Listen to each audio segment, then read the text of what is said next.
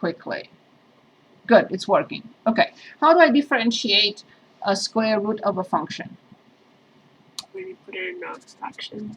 So 1 over 2 the square root times prime. Is this clear? I can go back to my notes. Maybe I shouldn't put them in the recycle bin. I'm going to take them out. Super important formula. Right here. The square root of f prime is 1 over 2 the square root of f times f prime. Good. Is this okay? Now I have to fill in this. And this is what I see. X plus the square root of x plus the square root of x. Now here I have x plus the square root of x plus the square root of x. Then I copy this. This is done.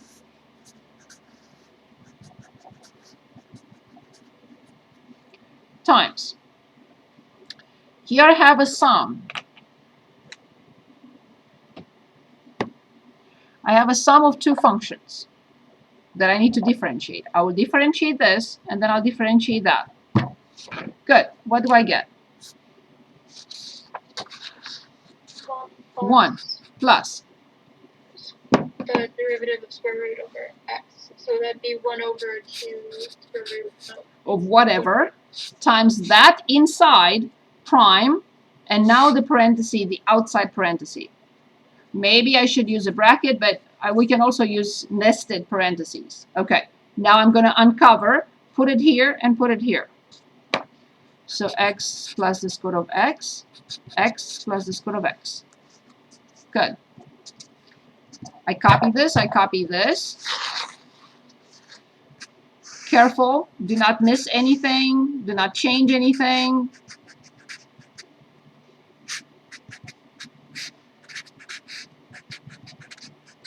Good.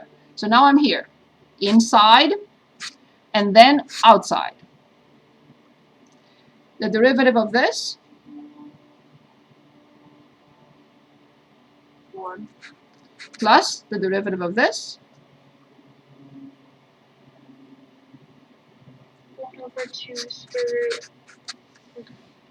Excellent. That's it. Again, the props helped, right? Because it's confusing. I mean, my eyes will go all over the place. But if I stay focused and keep track of every step, then I can make a mistake. I mean, I still can, but hopefully I won't. Okay, very good pick. Thank you. Okay, do we need to show, again, the tangent line, finding the tangent line? The equation of the tangent line? Okay, nobody said anything. Now I would like you to pick from 69, either A or B.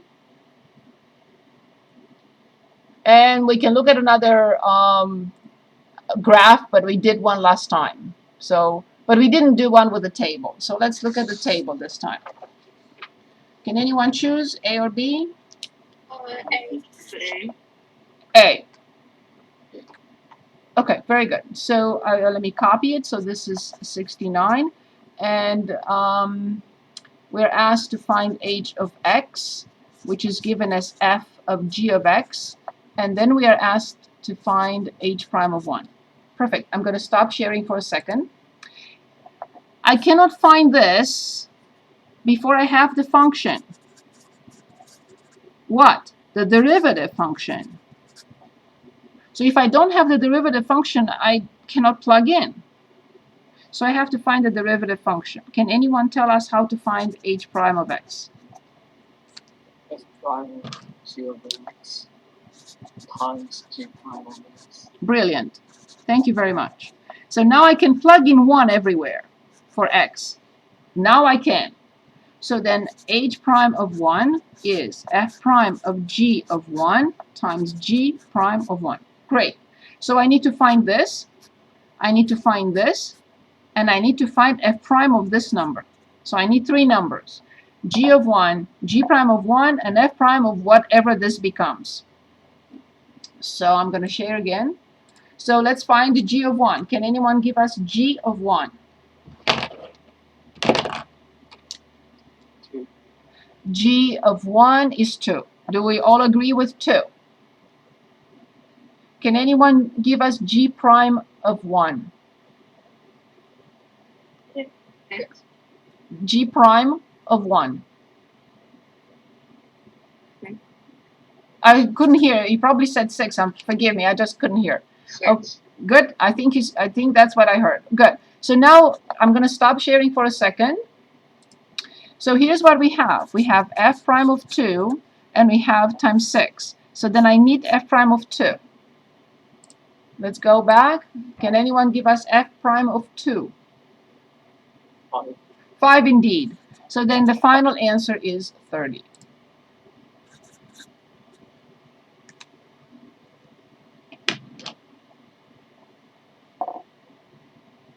Good. Okay, so I would like to continue now.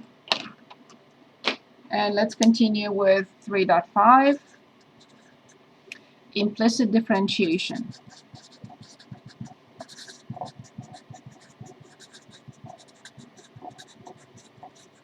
This is really the easiest part of the chapter till here, till 3.5. Now this becomes a little bit more involved. Okay, so what is implicit differentiation? Well, something that is not direct. So not direct. That's implicit. So what does this mean?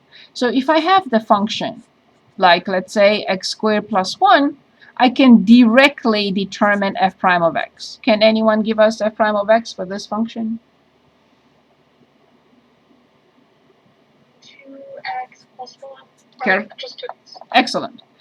But it was direct because I had the function and I was able to find the derivative.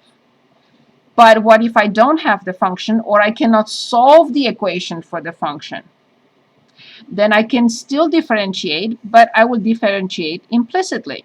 What does that mean? So here's an example. Y squared x squared plus 3 sine y equals 4x cubed minus 4. If I asked you to solve for y, you will say impossible. If we put this in a computer software, it will probably take 5 pages. It will solve it for y, but not possible for us. By hand, not possible. So my question is, can I find y prime? Or an expression for y prime? The answer is yes. We will not, for implicit differentiation, please, I'm not going to deduct points if you prefer to use this notation. We will not use this notation. Nothing wrong with it. I'll explain why we're not going to use it though. We're going to use the notation dy over dx. So we are asked to find an expression from this equation. We're asked to find an expression for y prime. But instead of using this notation, we're going to use this because this could get confusing when we differentiate. That's the only reason. Can you use it? Yes, go ahead if that's what you want. I don't recommend it. Now, also, if I do not tell you dy over dx, you may not know which one is the function. It's possible that the function is x and y is the variable, the independent. Very possible. But if I ask this, obviously the y is the function. But this is even more revealing if you want. It clearly states that y is a function of x. X is to be treated as the independent variable, and y is to be treated as the function. So we want to find an expression for this. Now, remember, a lot of equations are solved by, for example, the square root of x equals 2, we square both sides. Other equations like e to the x equals 3 are solved by applying natural log to both sides. Well, the same thing here. We are going to differentiate both sides. Same type of concept. Whatever we do to this side, we do to the other side. We either square both sides or apply natural log or so many other different situations.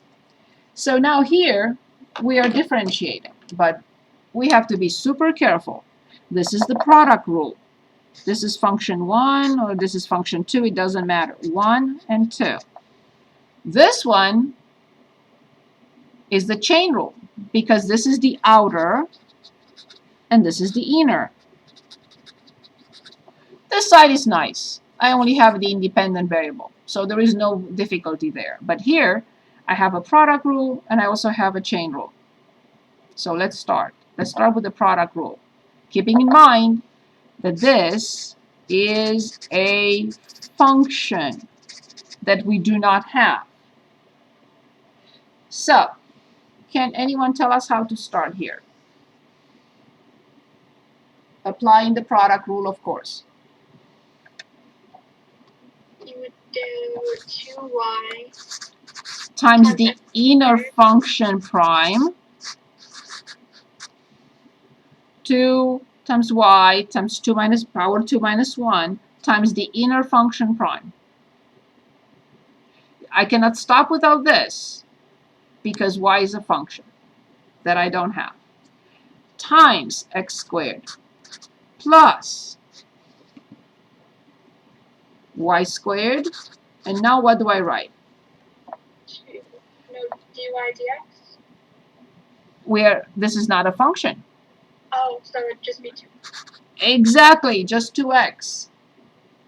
Okay, of course I don't have room here, so I'm going to continue here. So this, it's not a double positive. It just says, look for this sign again because something follows. Okay, so we are here.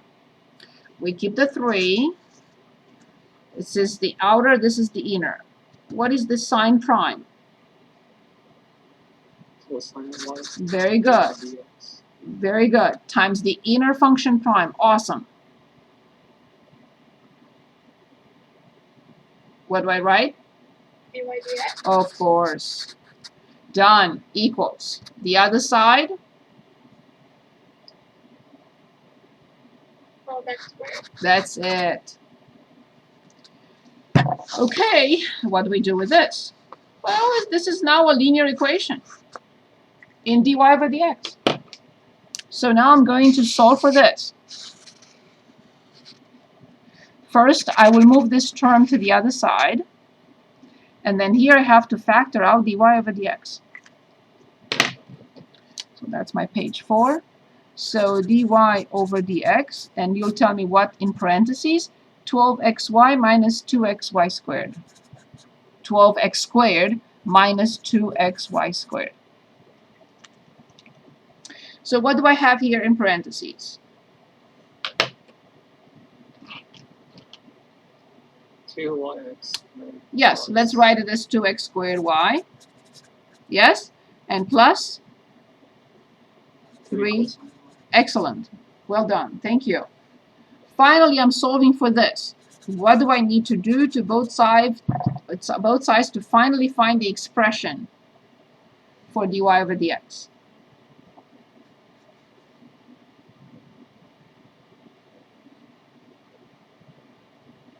X squared. Yes, very good. Awesome. This is in the numerator. This is in the denominator.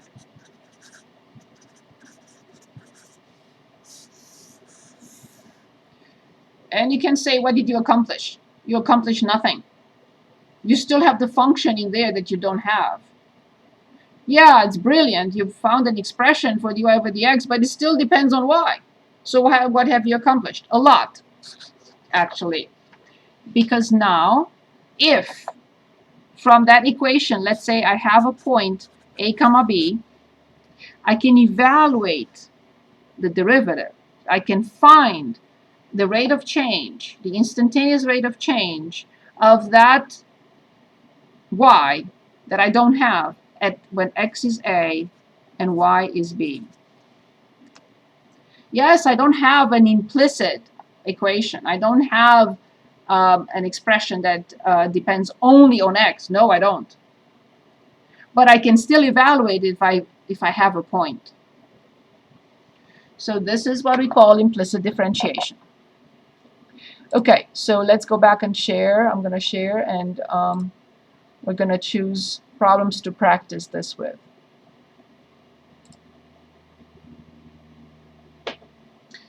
So from those equations,